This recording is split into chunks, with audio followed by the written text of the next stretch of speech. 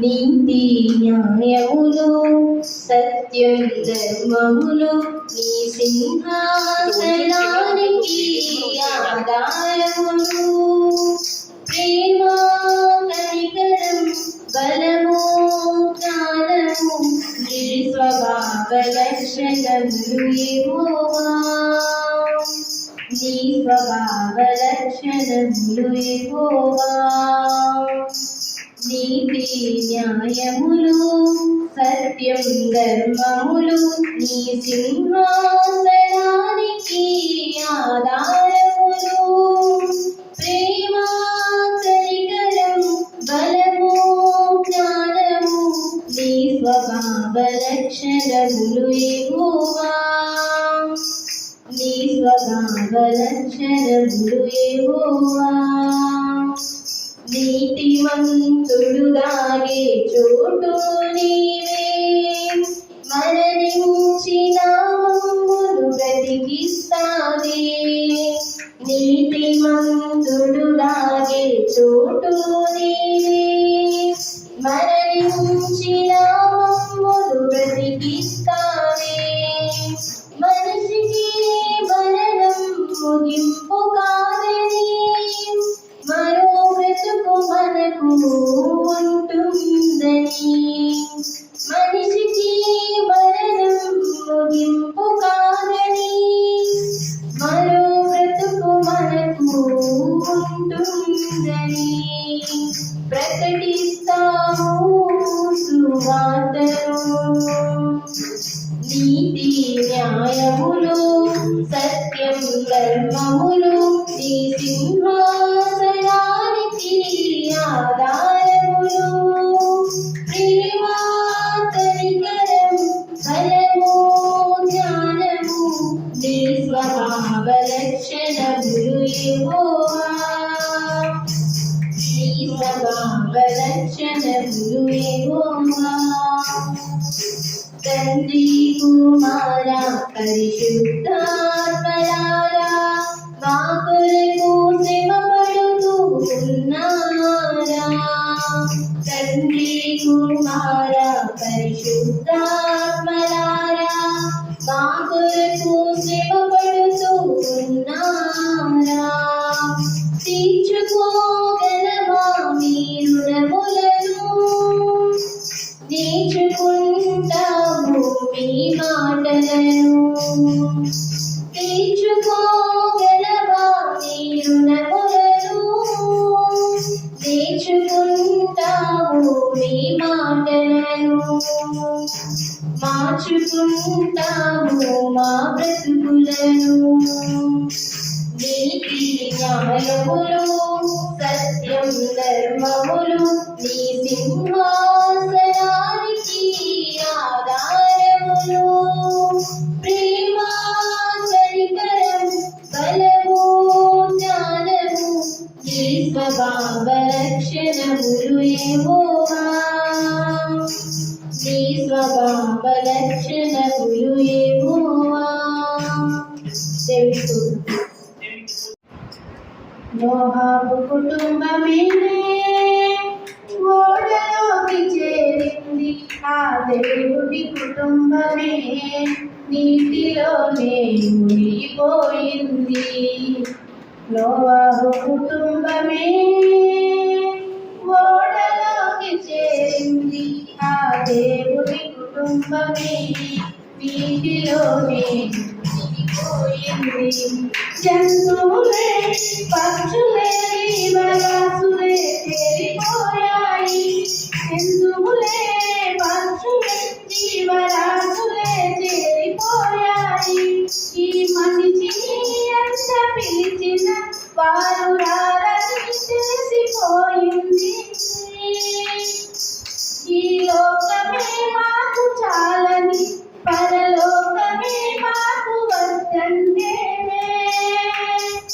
ఎవ్వరికి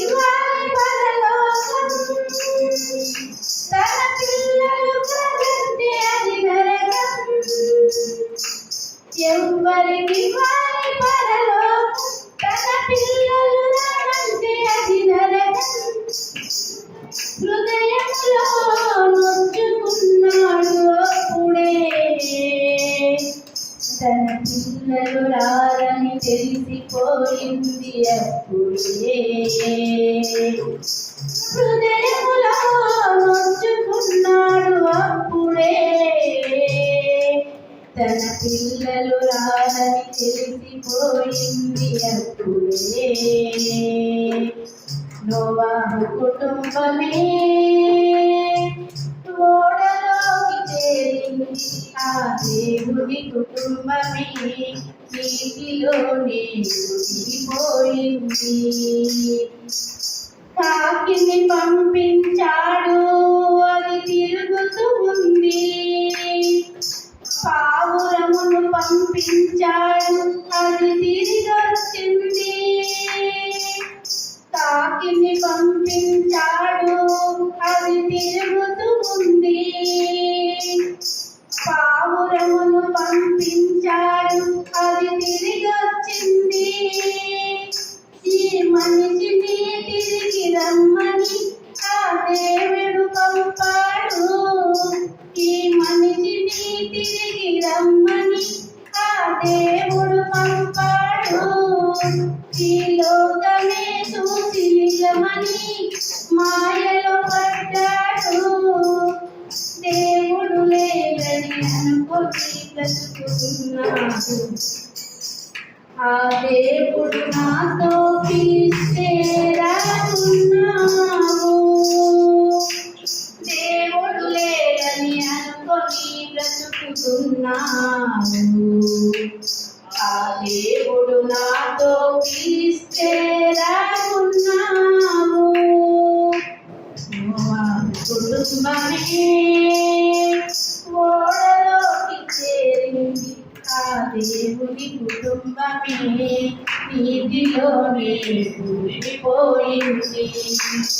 నారు నాటుతూ ఇల్లు కట్టుకొని ఉంటున్నావు. పెళ్లి చేసుకొని పెంచాలని అని అంటున్నావు. నారు నాటుతూ ఇల్లు కట్టుకొని ఉంటున్నావు. పెళ్లి చేసుకొని పెంచాలని అని అంటున్నావు. నీకు రమ్మని అతను పిలిస్తే నువ్వు కాదంటున్నావు. ఆ దేవుడే నిన్ను పెంచితే పెంచలేదంటున్నావు. అలోతు భార్యలా అతని మాట వింటున్నావు. మరణిస్తావని అది తెలిసిన మారకున్నావు. లోతు భార్యలా అతని మాట వినుకున్నావు. మరణిస్తావని అది తెలిసిన నమ్మకున్నావు. సువార్త సభలే దేవుని పిలుపని తెలుసుకో. నీ మరణానికి ముందే దేవుని తెలుసుకో. నోవాహు కుటుంబమే ఓడలోకి చేరింది, ఆ దేవుని కుటుంబమే నీటిలోనే మునిగిపోయింది. ప్రేమ నీదే యేసయ్యా, నీలా ప్రేమించేది ఎవరయ్యా. ఇంత మంచి ప్రేమ నీదే యేసయ్యా, నీలా ప్రేమించేది ఎవరయ్యా. అడగకపోయినా అస్సరవేగినా, అడగకపోయినా అస్సరవేగినా, అల్పమేఘము నీవే కదా. అల్పమేఘము నీవే కదా. మంచి ప్రేమ నీదే యేసయ్యా, నీలా ప్రేమించేది ఎవరయ్యా. మంచి ప్రేమ నీదే యేసయ్యా, నీలా ప్రేమించేది ఎవరయ్యా. నిస్వాస్యమైన నీ ప్రజల శ్రీముఖి, నిస్వాస్యమైన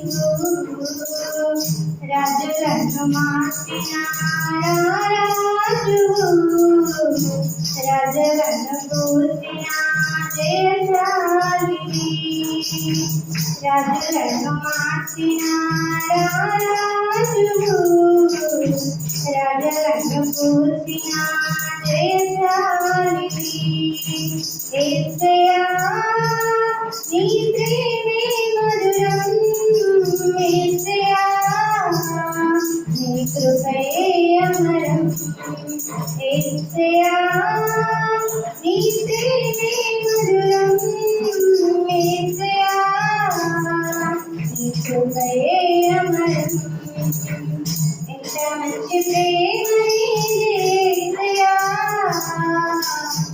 నీలా ప్రేమించే దేవయ్యా ఎంత మంచి ప్రేమ నీదే యేసయ్యా నీలా ప్రేమించే దేవయ్యా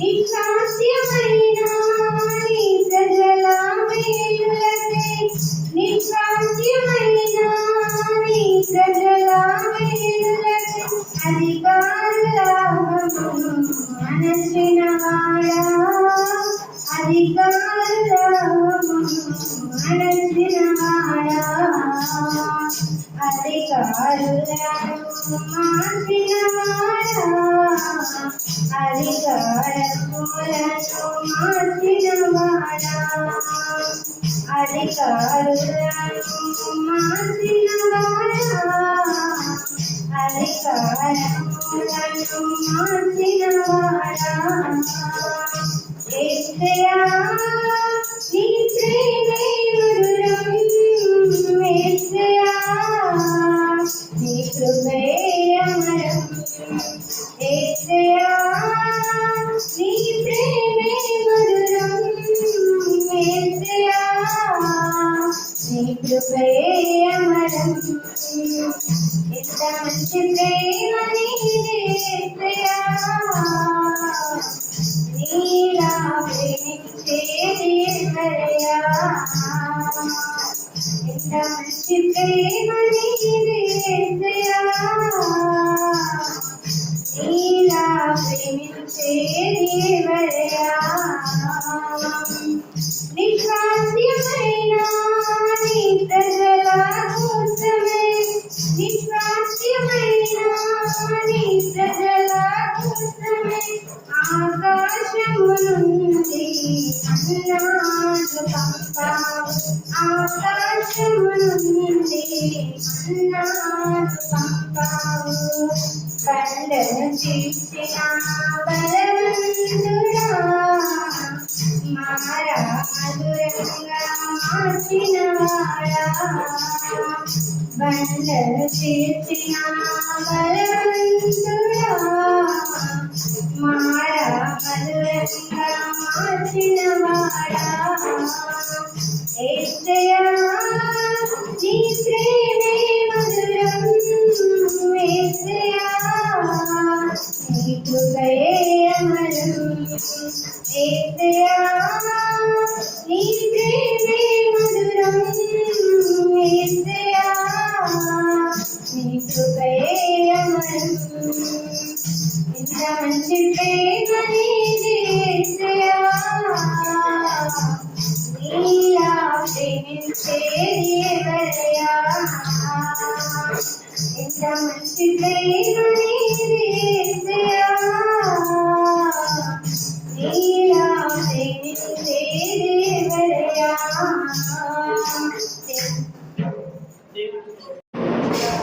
నా గీతారాధనలో యేసయ్యా నీ కృపా ఆధారమే నా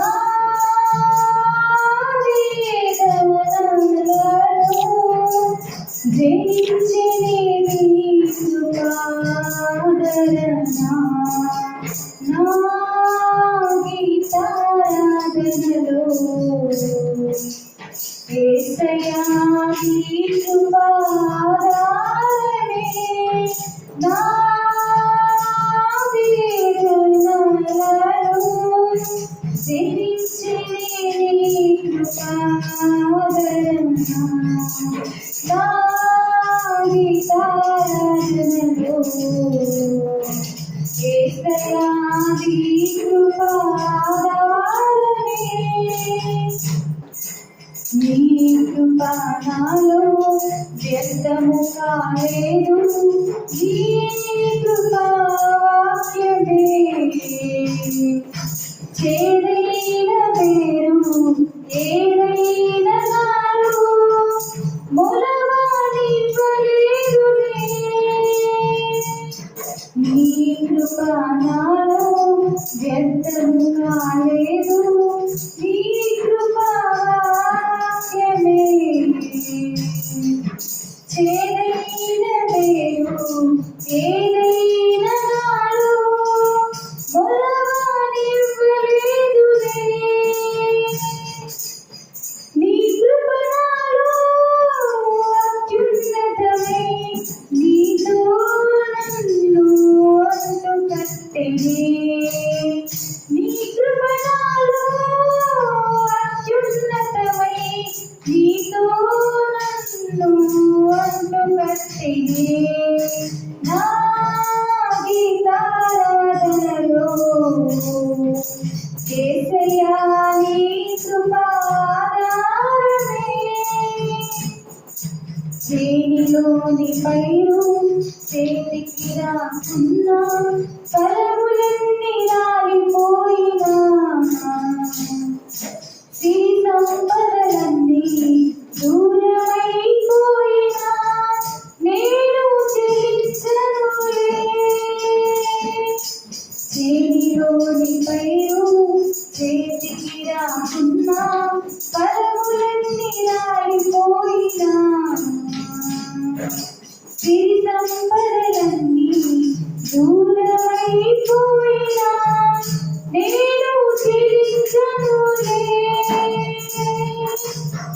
నిశ్చలమైన రాజ్యము కొరకే ఎల్లవేళలా నిన్నే ఆరాధించునే నిశ్చలమైన రాజ్యము కొరకే ఎల్లవేళలా నిన్నే ఆరాధించునే నా గీతారాధనలో యేసయ్యా నీ కృపాధారనే ఆత్మాభిషేకం నీ ప్రేమనాలో నిండుగా కుమ్మరించెనే ఆత్మఫలములెన్నో మెండుగా నాలో ఫలింపజేసెనే ఆత్మాభిషేకం నీ ప్రేమనాలో నిండుగా కుమ్మరించెనే ఆత్మఫలములెన్నో మెండుగా నాలో ఫలింపజేసెనే ఆత్మతో సత్యముతో ఆరాధించుచు దేవేచియుండునే నీ రాకడకై ఆత్మతో సత్యముతో ఆరాధించుచు దేవేచియుండునే నీ రాకడకై నా గీతారాధనలో యేసయ్యా నీ కృపాధారనే నా వేదనలలో జయించెనే నీ కృపాధారణ నా వేదనలలో జయించెనే నీ కృపాధారణ నా గీతారాధనలో యేసయ్యా నీ కృపాధారనే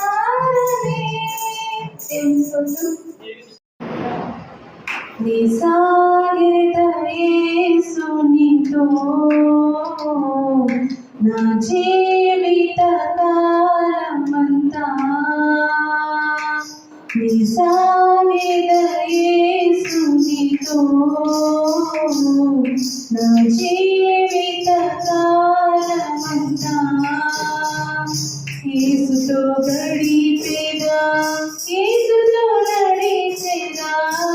యేసుతో గడిపేదా, యేసుతో నడిచేదా, పరమును చేరగా నే వెళ్ళేదా, పరమును చేరగా నే వెళ్ళేదా, హాలోకు వలె సాగేదా,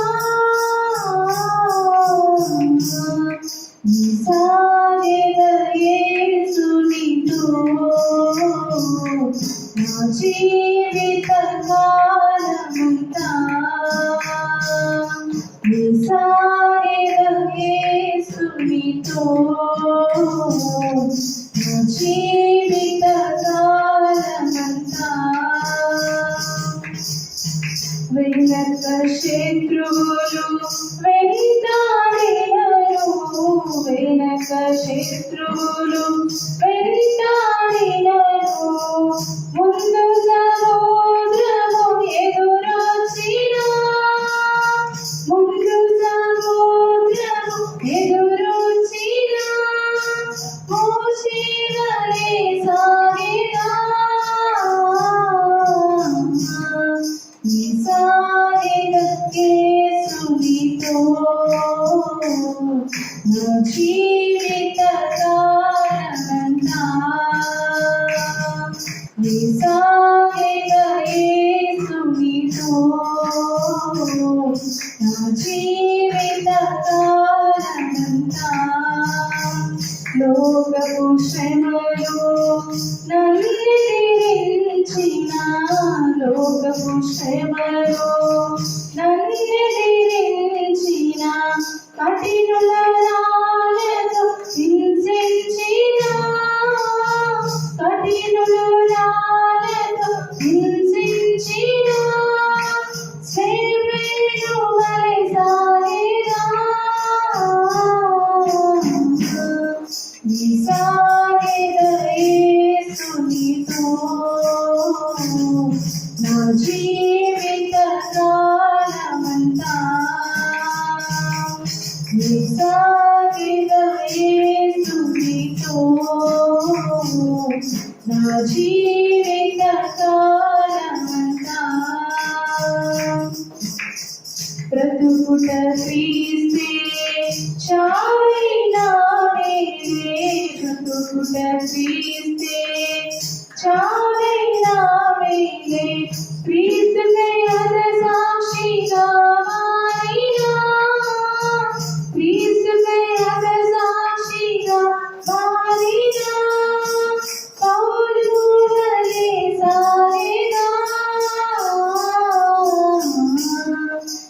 సాగేదా యేసునితో నా జీవిత కాలమంతా, సాగేదా యేసునితో నా జీవిత కాలమంతా. తల్లి మరచిన, తండ్రి విడచిన, తల్లి మరచిన, తండ్రి విడచిన, బంధువులే నన్ను వెలివేసిన, బంధువులే నన్ను వెలివేసిన, బలవంతునిగా సాగేదా,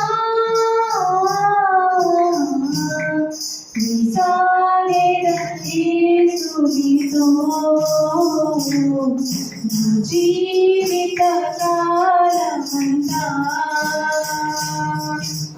సాగేదా యేసునితో నా జీవిత కాలమంతా.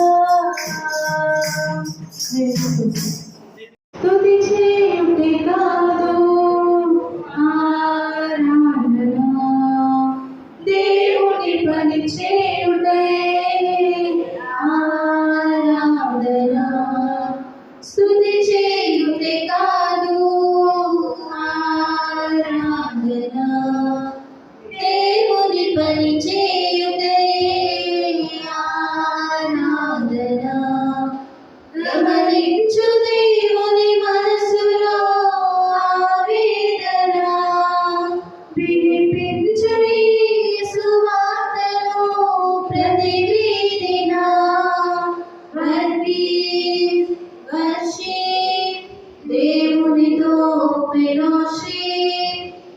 పర్వీస్ వర్షిప్ దేవునితో ఫెలోషిప్ ఆరాధన ఆరాధన ఆత్మను రక్షించుటయే ఆరాధన ఆరాధన ఆరాధన ఆజ్ఞను నెరవేర్చుటయే ఆరాధన స్తుతి చేయుటే కాదు ఆరాధన దేవుని పని చేయుటే ఆరాధన పెదవులతో గణపరిచి కూర్చొని వేస్తే సరిపోదు మోకరించి ప్రార్థన చేస్తే పాపి మారడు పెదవులతో గణపరిచి కూర్చొని వేస్తే సరిపోదు మోకరించి ప్రార్థన చేస్తే పాపి మారడు ఆత్మకు సత్యముతో తండ్రిని ఆరాధించాలి అర్పణ ఆరాధనలు దేవునితో జరగాలి మనకున్న అవయవాలు ప్రభు పనిలో అరగాలి ఆరాధన ఆరాధన ఆత్మను రక్షించుటయే ఆరాధన ఆరాధన ఆరాధన ఆజ్ఞను నెరవేర్చుటయే ఆరాధన స్తుతి చేయుటే కాదు ఆరాధన దేవుని పని చేయుటే ఆరాధన ఆత్మల రక్షణ మరిచి ఆచరిస్తేనే సరిపోదు ఆజ్ఞ మరిచి ఆరాధిస్తే పాపి మారడు ఆత్మల రక్షణ మరిచి ఆచరిస్తేనే సరిపోదు ఆజ్ఞ మరిచి ఆరాధిస్తే పాపి మారడు ఆత్మను రక్షించే వాక్యం ప్రకటించాలి బైబిల్ బాగా నేర్చుకొని లోకానికి వెళ్ళాలి దేహాన్ని దేవుని సేవకు సజీవంగా ఇవ్వాలి ఆరాధన ఆరాధన ఆత్మను రక్షించుటయే ఆరాధన ఆరాధన ఆరాధన ఆజ్ఞను నెరవేర్చుటయే ఆరాధన స్తుతి చేయుటే కాదు ఆరాధన దేవుని పని చేయుటే ఆరాధన. కీర్తనల గ్రంథం 3వ అధ్యాయం 1 నుంచి 8 వచనం చదువుకున్నాం.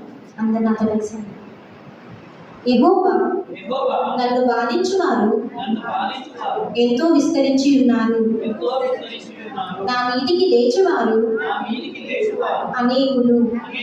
దేవుని వలన అతనికి రక్షణ ఏమీయు దొరకదని నన్ను గూర్చి చెప్పువారు అనేకులు. యెహోవా నీవే నాకు కేడముగాను, నీవే నాకు అతిశయాస్పదముగాను, నా తల ఎత్తువాడవుగాను ఉన్నావు. ఎలుగెత్తి నేను యెహోవాకు మొరపెట్టునప్పుడు ఆయన తన పరిశుద్ధ పర్వతము నుండి నాకు ఉత్తరమిచ్చును. యెహోవా నాకు ఆధారము, కావున నేను పండుకొని నిద్రపోయి మేల్కొందును. 10,000 మంది దండెత్తి నా మీదికి వచ్చి మోహరించినను నేను భయపడను. యెహోవా లెమ్ము, నా దేవా నన్ను రక్షింపుము. నా శత్రువులందరినీ దవడ ఎముక మీద కొట్టువాడవు నీవే. దుష్టుల పళ్ళు విరగొట్టువాడవు నీవే. రక్షణ యెహోవాది. నీ ప్రజల మీదికి నీ ఆశీర్వాదము వచ్చునుగాక. దేవుని స్తుతి. పరిశుద్ధుడా పరలోకమందున మా తండ్రి, నీకే వందనాలు ప్రభు. తండ్రి, ఇంతవరకు నైనా పాటల్లో వాక్యపడంలో తోడుగా ఉన్నది వందనాలు ప్రభు. ఇంకా ముందు కూడా తండ్రి మీరే వాక్యంలో తోడుగా ఉన్నది, మీ ఉన్నతమైన మాటలు మాకు వినిపించండి ప్రభు. తండ్రి, సమస్తం మీ చిత్తానుసారంగా జరిగించమని యేసుక్రీస్తు నామములో ఈ ప్రార్థనలు వేడుకుంటున్నామా కన్నా తండ్రి.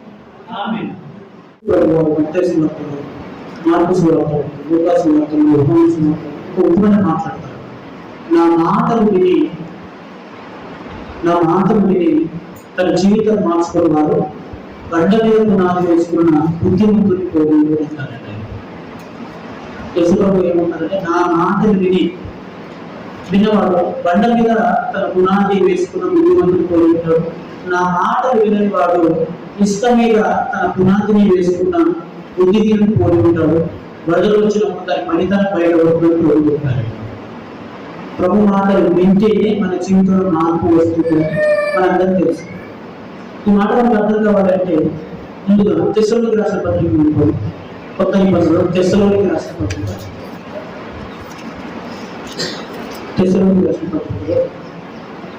దేవుడు పౌలు గారు ద్వారా రాయించిన మాట.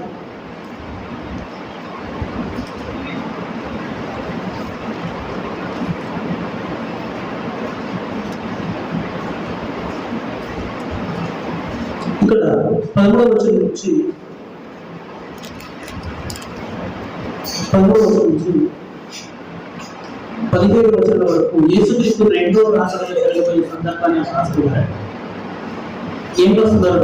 15వ వచనం, యేసు మృతిపొంది తిరిగి లేచారని మనం నమ్మిన కదా, అదే ప్రకారం యేసునందు నిద్రించిన వారిని దేవుడు ఆయనతో కూడా వెంటబెట్టుకోవచ్చు. మేము ప్రభు మాటను బట్టి మీతో చెప్తున్నది ఏమనగా, ప్రభు రాక వారికి సజీవులమై నిరీక్షుడు మనము నిద్రించిన వారి కంటే ముందుగా ఆయన సన్నిధి చేయవచ్చు. ఆర్భాటంతో ప్రధానమైన శక్తితో దేవుని పూలతో పరలోకం నుండి ప్రభు దిగవచ్చును. క్రీస్తు నందు మృతులైన వారు మొదటి యేసుక్రీస్తు రెండవ రాకడలో మృతులు లేస్తారు అనే మాట ఇక్కడ రాయబడింది. అర్థమవుతుంది. యేసుక్రీస్తు రెండవ రాకడలో మృతులు లేస్తారు. ఎవరు లేస్తారు? క్రీస్తు నందు నుండి మృతులైన వారు మొదలు లేస్తారు. మరి క్రీస్తు నందు ఉండగా మరణించిన వారు లేస్తారా లేవరా? మరి మొత్తం తాపిస్తారు లేచిన జీవితం ఇంత ఇవన్నీ మరి మరణించబడలేదు. క్రీస్తు నందు మృతులైన వారు లేస్తారని చెప్తున్నాడు. ఎందుకంటే యేసుక్రీస్తు ప్రభు వారు పరిమాణంతో ప్రధాన శబ్దంతో ఆర్భాటంతో ఆయన పరలోకంలో దిగి వస్తారు. మధ్యాహ్నం భూమి దిగి వచ్చినప్పుడు ఆయన ఎంతో ఎవరైతే నిద్రిస్తారో, క్రీస్తునందు నిద్రించడం అంటే ఫ్లెక్సీస్గా తీసివాడు.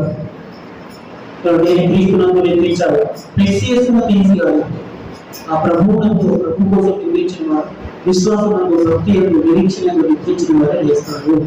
చనిపోయిన వారు అందరూ లేస్తారా అంటే లేదు. అలాగే యేసుక్రీస్తు నమ్ముకున్న వారు అందరూ లేస్తారా? నేను నమ్మాలి. బాప్తిసం తీసుకున్న వారు అందరూ లేస్తారా? అవును, బాప్తిసం తీసుకున్న వారు అందరూ లేస్తారు. కానీ లేచిన వాళ్ళందరూ బాప్తిసం తీసుకున్న వాళ్ళే. బాప్తిసం తీసుకున్న వాళ్ళు అందరూ లేస్తారా అనే మాట మన జీవితాన్ని మనం పరీక్షించుకోవాలి. ఎవరైనా వచ్చు బాప్తిసం తీసుకుంటే మనం తిరిగి వెళ్ళడానికి. అలాగే బాప్తిసం కోల్పోయినట్టు ప్రతి విధానం చేస్తారు. బాప్తిసం అనేది నిత్యం ఏదో ఒక రోజు తీసుకొని ఆ ఒక్క రోజు కాకుండా నెక్స్ట్ రోజు మర్చిపోయింది కాదు. ప్రతి రోజు బాప్తిసం నూతన బాప్తిసం పొందండి. నీళ్ళలో కాదు, వాక్యంతో బాప్తిసం, పరిశుద్ధాత్మతో బాప్తిసం, శ్రమలతో బాప్తిసం, ప్రార్థనతో బాప్తిసం. ప్రతి రోజు అంటే ఏదో ఒకటి మన నీటిలో తీసుకొని బాప్తిసం ఒక రోజు మాత్రమే. ఆ తర్వాత మన జీవితంలో ప్రతిరోజు బాప్తిసం జరుగుతుంది. కష్టాలు కావచ్చు, ప్రార్థన కావచ్చు, విశ్వాసం కావచ్చు, పరిశుద్ధత కావచ్చు, ఏదైనా ఇవన్నీ ఉంటేనే క్రీస్తునందు నిద్రిస్తేనే ఆయన రెండవ రాకడలో మనం తిరిగి లేస్తాము. ఆయన రెండవ భాగం మనం తిరిగి లేవాలి అంటే ఈ మొదటి రాత్రిలో ఆయన మాట వినాలంటే ఇప్పుడు ఏ మాటనో అప్పుడు అదే మాట, ఇప్పుడు ఏ బైబిలో అప్పుడు అదే బైబిల్, ఇప్పుడు ఏ ప్రభువు అప్పుడు అదే ప్రభువు, ఇప్పుడు ఏ పరిశుద్ధాత్ముడు అప్పుడు అదే పరిశుద్ధాత్ముడు. నాకు నువ్వు ప్రభువు కాదు. యేసుక్రీస్తు రెండో రాత్రులు ఏ మాటలు మాట్లాడతారు నువ్వు ఇవే కదా, ఈ మాటలు ఆయన మాట లేదు. ఇప్పుడు ఏ మాటలు మాట్లాడుతున్నారు ఇవే కదా. ఈ మాటలను చెల్లించని మీరు క్రీస్తు రెండో రాత్రుల మాట లేస్తావా? ఇప్పుడు సంఘం ఉంది, ప్రార్థన చేసేవాడు ఉన్నారు, పరిశుద్ధాత్మ మీద ఉన్నాడు. ఇప్పుడే నేను చేయడం లేకపోతే చనిపోయిన తర్వాత నీ శవమైన నీవు ఎముకలకు వెళ్ళిపోయిన నీవు ఆయన మాట విని వేస్తూ ఉంటావు. ఆలోచించండి. లాజరు చనిపోయారు, లాజరు అనిపించారు. ఆ మాట వినిపించిందోనే ఆయన లేచాడు, వినిపించుకున్నాడు లేదు. అర్థమవుతుందా? ప్రాణంతో ఉన్న నీవే యేసు మాట విని స్పందించకపోతే, ప్రాణంతో ఉన్న నీవే యేసు మాటలు విని బతుకు మార్చుకోకపోతే ఏమన్నా అని ఇప్పుడు నువ్వు ఆలోచించగలవు, నువ్వు చూడగలవు, నువ్వు మాట్లాడగలవు, నువ్వు నడవగలవు, నువ్వు చేయగలవు, అన్ని ఆ పరిస్థితులు అనుకూలంగా ఉండే బాగున్నాయి. ఇప్పుడే నీకు చిరం లేదు, మార్పు లేకపోతే చనిపోయిన తర్వాత నువ్వు ప్రభు మాట విని తిరిగి లేవడమే ఒక్కొక్కసారి ఆలోచన. అర్థమవుతుంది. చనిపోయిన తర్వాత శివంగా ఉన్న నీవు ప్రభు మాట విని లేవడం అంటే చిన్న విషయం కాదు. శబ్దం, ఆ శబ్దం విని స్పందించి లేవడం అంటే చిన్న విషయం కాదండి. ఇప్పుడు నువ్వు మాట్లాడుతున్నావు కదా, ఇప్పుడు నీ శబ్దాన్ని నీ చెవులకు వినిపే శక్తి ఉంది, నీకు ఆలోచన శక్తి ఉంది. ఇప్పుడే నువ్వు ఈ మాట లోపడకపోతే మరణం తర్వాత ప్రభు మాట నీకు వినిపిస్తుంది, నువ్వు దాన్ని లోపడతావు. ఇప్పుడు వినివాడే కదా అప్పుడు వింటాడు. ఇప్పుడే నువ్వు కింద మీద ఉంటే, ఇప్పుడే నువ్వు ప్రభు మాట నడుచుకోకపోతే, ఇప్పుడే నువ్వు ప్రభు మాటకు దూరంగా ఉంటే మరి మరణం తర్వాత నీ శవం ప్రభు మాట వింటదా తెలియదు. అస్సలు లేదు. ఎందుకు? దాని నిదర్శనం ఇప్పుడు వింటలేవు కదా. మరణం తర్వాత లేదని ఎలా నమ్ముతున్నావు? దాని నిదర్శనం ఇప్పుడు బాగలేదు కదా. మరణం తర్వాత ప్రభు పొగలేదు లేదని ఎవరు నమ్మి తెలుసుకున్నారు? నీకు అర్థం కావట్లేదు. నీకు తిరిగి చనిపోతే క్రీస్తు రెండో రాత్రి తిరిగి లేవగలనా, మృతులకు పునరుత్థానం పొందగలనా అనే కాన్సెప్ట్ నీకు ఉంటే ఇప్పుడు మార్చుకోగలవు. అది నీవేనా, నేనేనా, ఇంకెవరైనా. ఏమంటే ఇప్పుడే మారిన నీవు మరణం తర్వాత ప్రభు రెండో రాత్రులు నేను తిరిగి చేస్తాను, ఆయన పూర్వ శబ్దం నేను వింటాను, ఆయన మాట వింటాను. ఎందుకంటే పునరుత్థానం జీవం ఆయనే కదా. లాజరు ఏదైతే ఈయన ఆయన మాట తిరిగి లేచాడో నేను ఆయన శబ్దాన్ని తిరిగి చేస్తాను అనే మాట అర్థమవుతుంది. ఇప్పుడు కనుక ఆ మాటకు స్పందించిన నీవు మరణం తర్వాత తిరిగి లేస్తావనే మాట ముమ్మానికి తప్పే. కాబట్టి ప్రభు మాటకు స్పందించడం మొదలు చేసుకోవాలి. అర్థమవుతుందా? రైట్. ముందు పునరుత్థానం కూడా ఎలా జరుగుతుందో కొన్ని విషయాలు చెప్పి నేను ముగిస్తాను. ఆదికాండం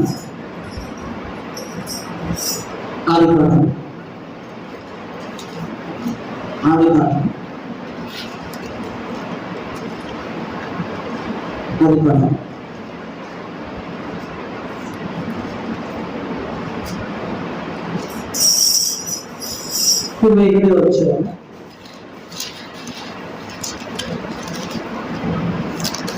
ఇరవై వచ్చిన చదువుతారండి.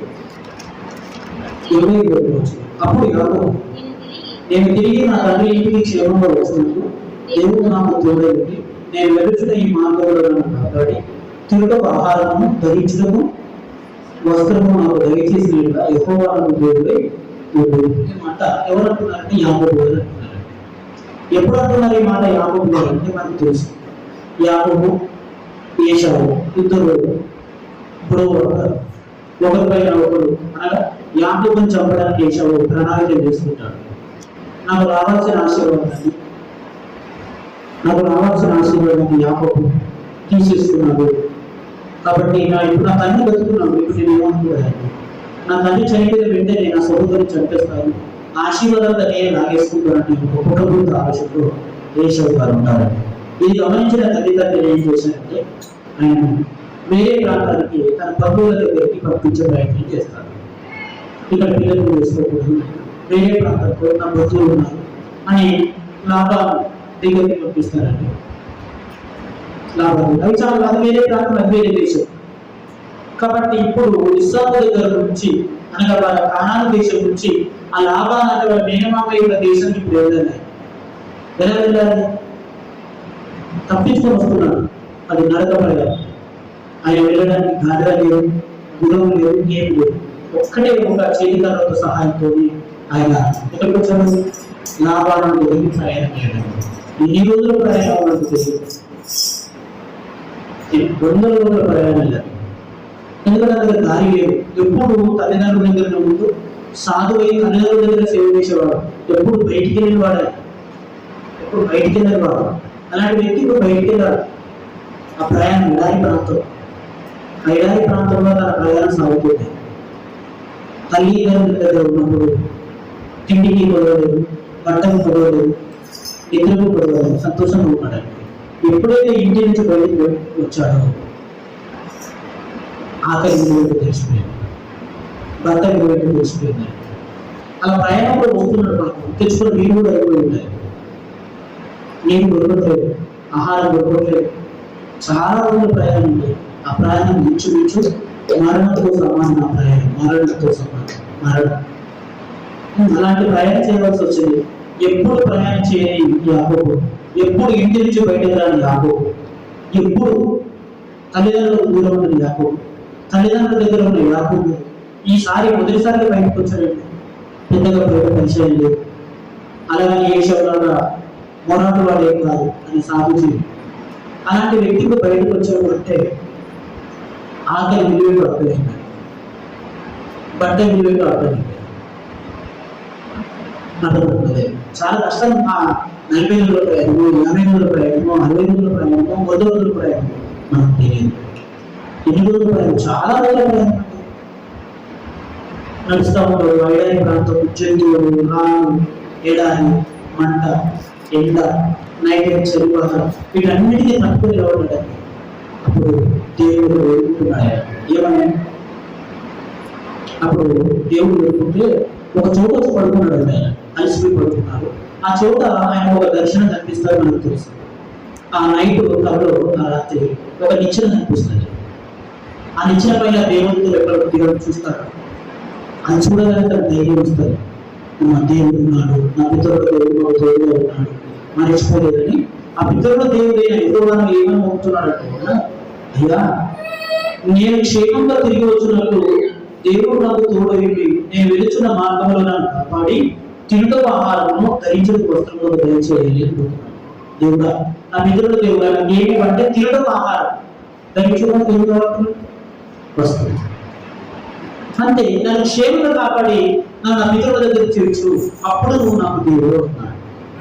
దేవుడికి ఏమైనా కండిషన్ పెట్టాడంటే, అసలు నేను దేవుడు ఎందుకు నమ్మాలి అనుకుంటున్నానంటే ఒకే ఒక అంశం, తిండి, ఆకలి, బట్ట, పొట్ట. రెండే అడిగారంటే దేవుడు, బట్ట, రెండో పొట్ట. ఈ రెండే మనిషి జీవితానికి ఏం కావాలి యాకోబు అంటే ఆయన రెండే చెప్పాడు. బట్ట, పొట్ట నినాదం వివరించవచ్చు.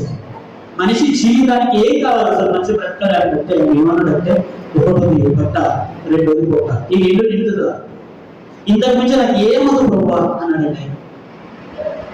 ఇంతకు మించి నాకు ఏం వద్దు, దయచేసి నాకు కావాల్సిన తిండి నాకు ఇవ్వండి, నేను ధరించుకోవడానికి వస్త్రం ఇవ్వండి, ఇవి నా నుంచి నన్ను క్షేమంగా కాపాడండి, నీవు నాకు దేవుడు అనుభవిస్తున్నాడంటే ఆయన. ఇంతకు విశ్వాసం ఏ కాలి యాకోబు ఇంకా నింపే అవుతుందండి. తన శత్రువుల ప్రాణాన్ని అడగలేదు, తన అన్న ప్రాణాన్ని అడగలేదు, తల్లిదండ్రుల దగ్గర ఆస్తిని అడగలేదు. నాకు ఏ ఇవ్వాలి నేను యాకోబునేనంటే రెండే, తల్లి నాకు తిండి, నేను తినడము ఆహారం ఇవ్వండి, ధరించడానికి వస్త్రం ఇవ్వండి, మీరు నా దేవుడు. చూసారండి, ఈ రెండింటికి ఆశపడి దేవుని ఎంత గొప్పగా ఆరాధిస్తున్నాడు ఆయన. ఈ రోజు ఈ రెండే ఇచ్చాడు. మనకు సరిపోయే తిండి మాత్రం ఇచ్చాడా? సరిపోయే తిండి మాత్రం లేదండి, దానికి మించిన తిండి మన దగ్గర. సరిపోయే బట్టలు లేవండి, దానికి మించిన బట్టలు మన దగ్గర. చాలా ఉన్నాయి. దేవుడు యాకోబు అడిగిన దానికంటే 100 రెట్లు నాకు తోడుగా ఉన్నాయి. నాకు ఈ రెండు ఇచ్చినాను కాబట్టి నీవే నాకు దేవుడు అన్నారు.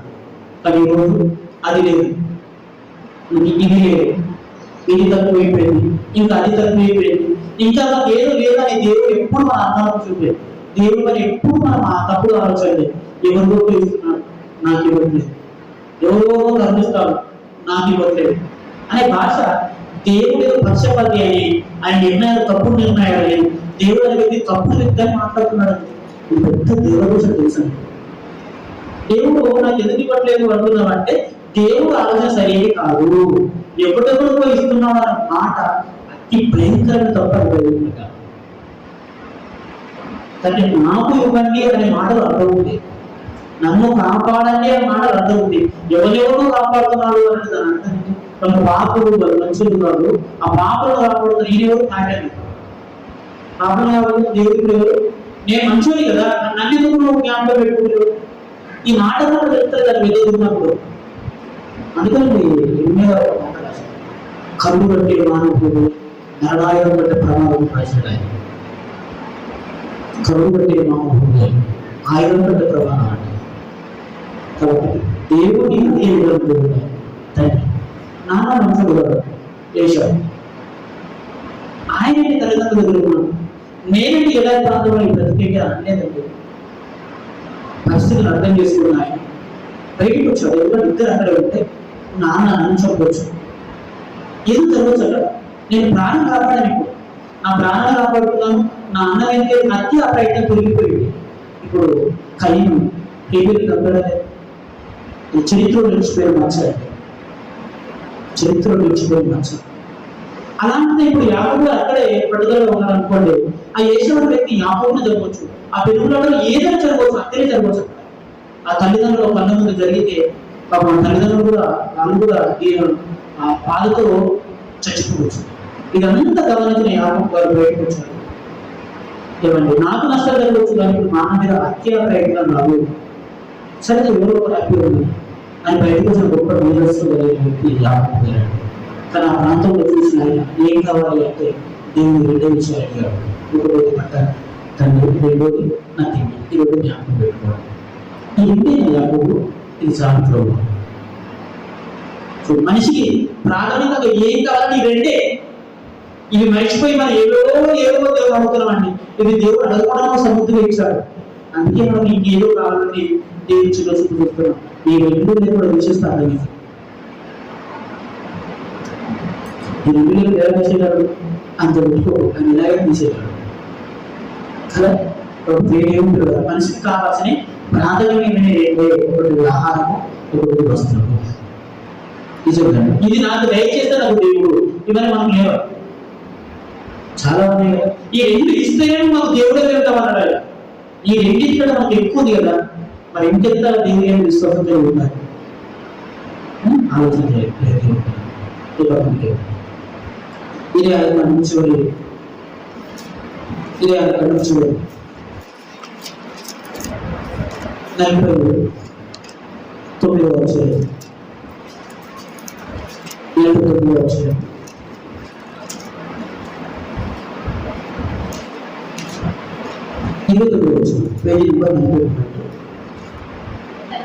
తర్వాత వారికి ఆజ్ఞాపించుకున్నాను, నేను నా స్వజనుల ఎందుకు చేర్చబడుతున్నాను. ఇక్కడ ముగింపు వచ్చాడు యాకోబు గారు, ముగింపు వచ్చాడు. చనిపోయిన రోజు దగ్గరకు వచ్చాడు. అప్పుడు ఏమని అడుగుతున్నాడంటే తన కొడుకులందరూ పిలిపించుకొని వాళ్ళందరి కళ్ళ ముందు పెట్టుకొని దీవించిన యాకోబు గారు ఏమన్నారంటే, నేను చనిపోతున్నాను, నేను నా స్వజనుల ఎందుకు చేర్చబడుతున్నాను. మరి కళ్ళ ముందు ఉన్న పిల్లలు ఉన్నారు కదా, కళ్ళ ముందు ప్రేమగా ప్రేమించిన యోసేపు ఉన్నారు, కళ్ళ ముందు యోసేపు ఉన్నారు.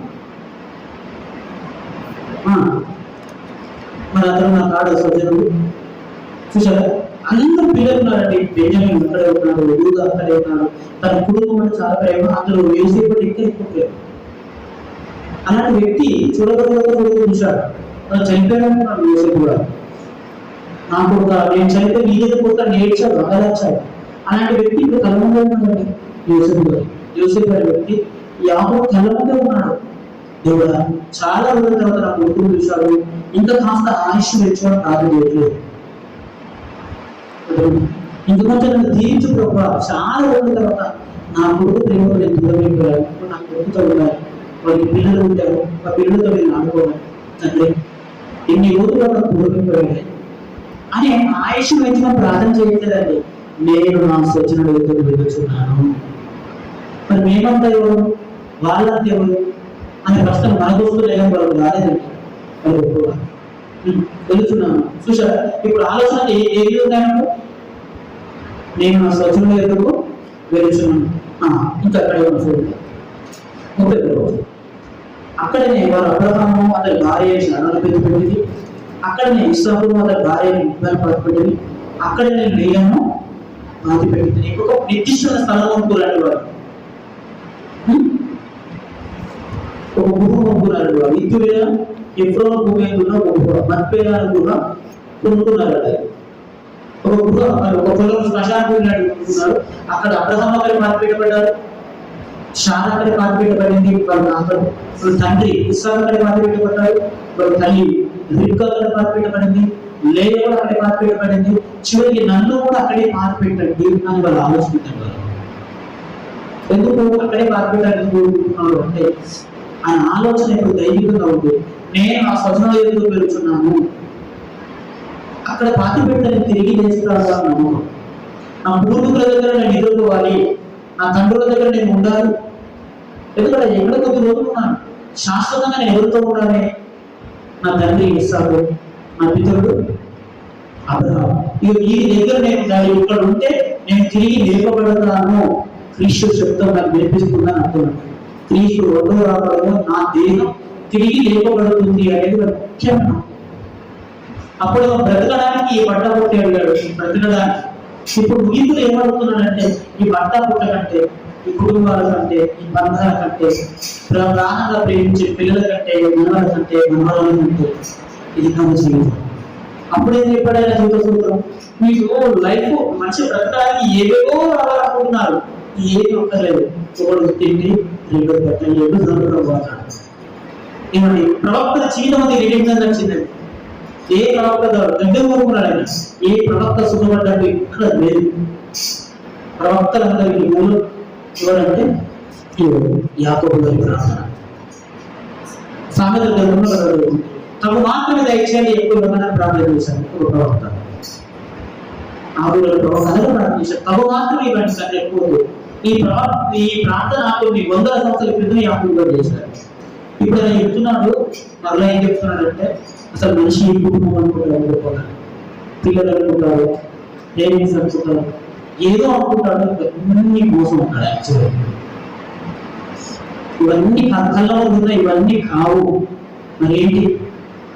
చనిపోయిన వారి నా పితరుడు, వాళ్ళేనా స్వచ్ఛనుడు. మరి నేను ఎవరైనా నా యూసేపు అని యూసేపు అనలేదండి. మీకంటే ఎవరు చనిపోయిన నా పితరుడు పుత్రుడు పాత పెట్టండి అన్నాడు. ఎందుకంటే నేను అక్కడ కాదు తిరిగి లేస్తా. ఎప్పుడు క్రీస్తు 2వ రాకడలో తిరిగి లేవడానికి ఆయన ఎంత ప్రణాళిక ప్రకారం చూడండి. ఇప్పుడు ఆ సమాజం మనకు తెలియదు, ఏమైపోయాయో మనకు తెలియదు. కానీ క్రీస్తు 2వ రాకడలో ఆ శబ్దం అది చూడబడతారు, ఆయన లేస్తారు. ఎందుకు ఆయన లేస్తారు అంటే యాకోబు గారు బ్రతుకున్నప్పుడు ప్రతి మాట దేవుడి మాటలో పెట్టాడు, తల్లిదండ్రుల మాటలో పెట్టాడు. వెళ్ళు అనగానే నిర్దాక్షణంగా ఆ ప్రాంతాన్ని వదిలేసి చెప్పాడు. నాకు ఈ ఆస్థాన్ని అందగించుకోవడా అని అంటేదండి. అబ్రహాం గారు ఆస్థాన్ని వెలిగించాడు, ఇస్సాకు గారు ఇచ్చాడు. ఇస్సాకు ఆస్థాన్ని వెళ్ళిపోయింది, ఏషావు వెళ్ళిపోయింది. యాకోబుకి ఏం లేదు, రూపాయి చేతిలో లేదు, ఒక చేతి కర్ర అంటే ఏం లేదండి. అక్కడ వాడిని నేనేం కూడా అని అంటే తల్లిదండ్రుల మాటలు లోపడ్డారు, అంతే. వెళ్ళిపోమంటారా? ఖచ్చితంగా వెళ్తుంది, బయటకి అడుగుతున్నాడు. అలాంటి యాకోబు ఈ రెండింటి ప్రభావం పెట్టుకున్నాడు. ఈ 2 చాలుదండి, ఈ 2 చాలు అంతే. ఆ తర్వాత ఇప్పుడు నాకు కావాల్సింది వేరు కాకపోవడం,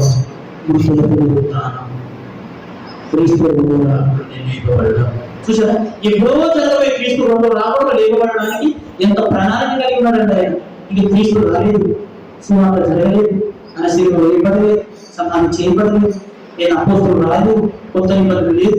ఇవన్నీ లేకపోతే వాళ్ళు ఎంత అప్డేట్ గా ఉన్నారు. అన్నీ ఉన్నాయంటే మనం బ్రతుకున్నప్పుడే మనం మాటలు గమనించలేకపోతే, ఛాయలో ఉన్న యేసును చూసి వాళ్ళ అంధవిశ్వాసం ఉంటే ఇప్పుడు మన యేసు గొలిసిన కొత్త నిబంధన కంటే పాత నిబంధన కంటే కొత్త నిబంధన గొప్ప మూడు రేపు ఉంటుంది. అది జీవం, జీవం అది.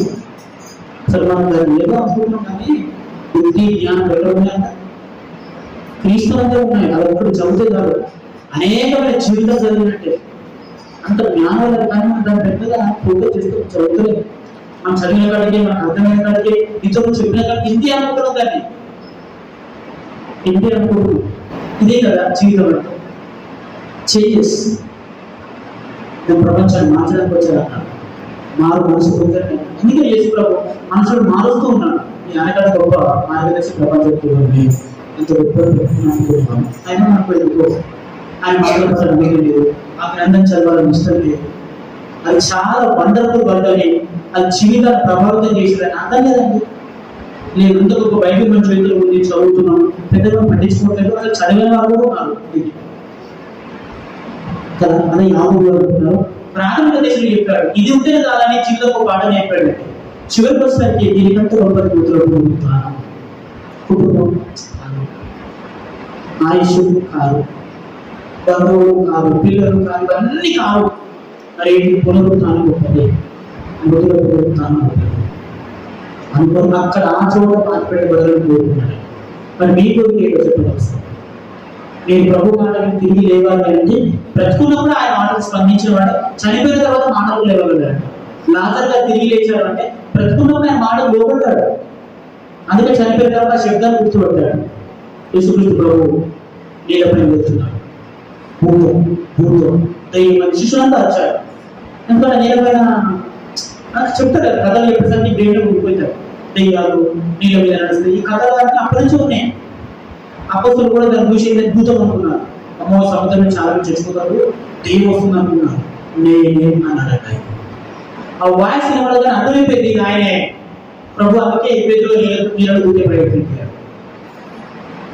మళ్ళా చనిపోయిన తర్వాత తిరిగి వచ్చిన తర్వాత భూతం భూతం అన్నాడు, నేనే అన్నాడు. ఆ వాయిస్ వినాలని అర్థమైపోయింది. ఎప్పుడు ఎందుకంటే అర్థమైపోతుంది, ఆ వాయిస్ విన్నారు కాబట్టి మరలా ఆ వాయిస్ విన్నప్పుడు అర్థమైపోతుంది. ఆటోమేటిక్గా నువ్వు ఫేస్ రిజెక్ట్నెస్ కాకుండా ఆ వాయిస్ వల్ల అని గుర్తొస్తుంది. ఫేస్ రిజెక్ట్నెస్ కాకుండా అలాగే సేమ్ ఇక్కడ నువ్వు ఆయన మాటలు లోపలికుంటే నువ్వు చనిపోయినా, నువ్వు విడిపోయినా, నేను మంటలో కలిసిపోయినా దానికి ప్రభు మాట విని ప్రతి శక్తి వస్తుంది. కాబట్టి ఇక్కడ మనం అందరం మాటలు విని లోబడి తత్వాన్ని అలవాటు చేసుకుంటేనే మృతుల పునరుత్థానం తిరిగి లేకపోతాం. లేకపోతే కష్టం చూడండి, కష్టం. ఇక్కడ ఈ మాటలు లోబడి నీవు, ఇక్కడ ఈ మాటలు స్పందించదు నీవు మరణం తర్వాత తిరిగి లేస్తారని అనుకుంటాను. ఎందుకంటే ఇక్కడ పరిశుద్ధాత్మలో ఇప్పుడే నీకు ఇంట్రెస్ట్ లేదే, మరణం తర్వాత లేకుండా నీ జీవితంలో సర్వనాశనం చేసుకుంటున్నాం కాదు, అర్థం చేసుకోండి. కాబట్టి జీవనం పునరుత్థానంలో ఆది అంతలో ప్రభువే కదా, ఆయనే పునరుత్థానం. పునరుత్థానం అంటే రీకన్స్ట్రక్షన్, తిరిగి కోల్పోయేదని రావడం. ఇప్పుడు నేను జీవితం కోల్పోతున్నాను, నేను పొందుతాను. ఇక్కడ ఏదో ప్రభు కోసం కోల్పోతాను అనుకోకు, నువ్వు దాచుకుంటున్నావు అనుకో. ఇక్కడ అనుభవిస్తున్న వాటిని కోల్పోతున్నావు అనుకో. ఇక్కడ ప్రభు కోసం ఈ జీవితాన్ని వాడుకుంటే దాన్ని దాచుకున్నట్టండి. మృతుల పునరుత్థానం పొందుతారు. ప్రార్థన చేసుకున్నాం.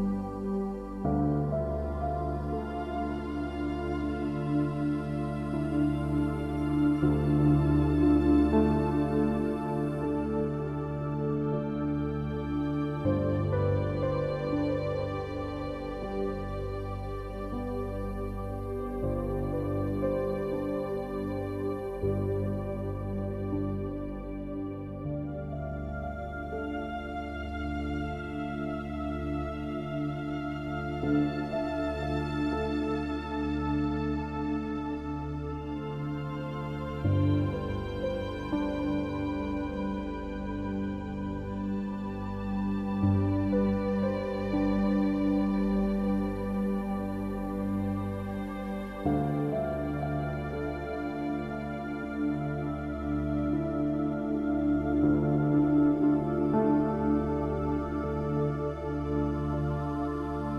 you.